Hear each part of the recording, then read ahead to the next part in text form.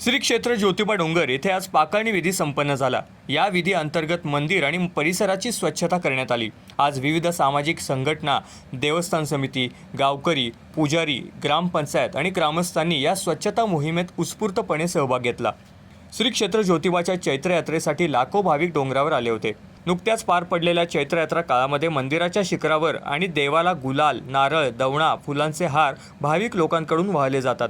त्यामुळे ज्योतिबा मंदिर परिसर आणि देवदेवतांच्या शिखरावर गुलाल खोबऱ्याचा खच पडलेला असतो।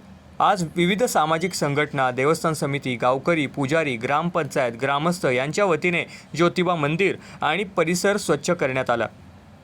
रविवारी रात्री समस्त पुजारी आणि गावकऱ्यांच्या वतीने मंदिर गाभाऱ्यातील स्वच्छता करण्यात आली। आज सकाळपासून मंदिर परिसर, शिखर, दीपमाळ, देवांची आभूषणे, वस्त्रे, पालखी, उत्सव मूर्ती तसेच ज्योतिबा देवाच्या इतर साहित्यांची स्वच्छता करण्यात आली।